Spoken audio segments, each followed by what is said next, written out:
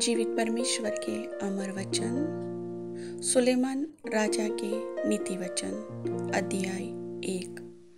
दाऊद के पुत्र इज़राइल के राजा सुलेमान के नीति वचन। इनके द्वारा पढ़ने वाला बुद्धि और शिक्षा प्राप्त करे और समझ की बातें समझे और विवेकपूर्ण जीवन निर्वाह करने में प्रवीणता और धर्म, न्याय और निष्पक्षता के विषय अनुशासन प्राप्त करे, कि भोलों को चतुराई और जवान को ज्ञान और विवेक मिले, कि बुद्धिमान सुनकर अपनी विद्या बढ़ाए और समझदार बुद्धि का उपदेश पाए, जिससे वे नीति वचन और दृष्टांत को और बुद्धिमानों के वचन और उनके रहस्यों को समझे।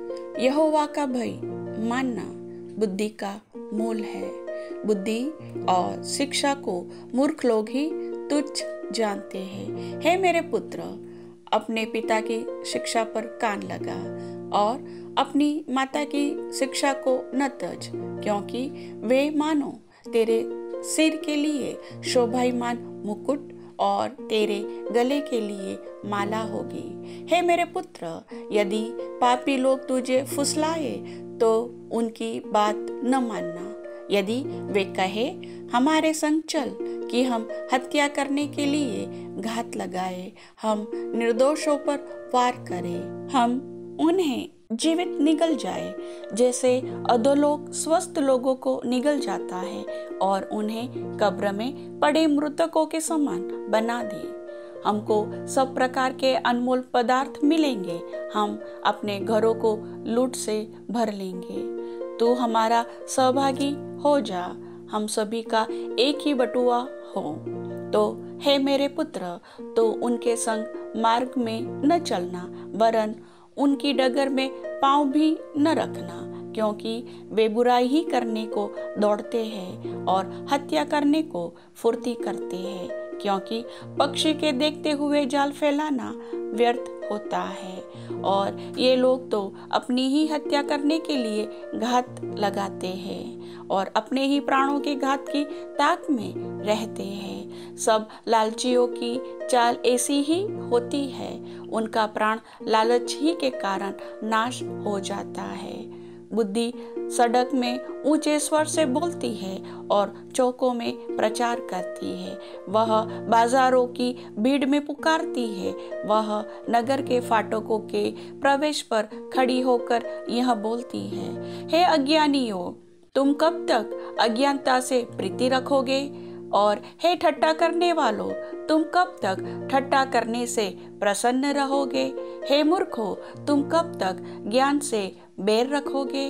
तुम मेरी डांट सुनकर मन फिराओ। सुनो, मैं अपनी आत्मा तुम्हारे लिए उंडेल दूंगी, मैं तुमको अपने वचन बताऊंगी। मैंने तो पुकारा, परंतु तुमने इनकार किया, और मैंने हाथ फैलाया, परंतु किसी ने ध्यान न दिया। वरन तुमने मेरी सारी सम्मति को अनसुना किया और मेरी ताड़ना का मूल्य न जाना।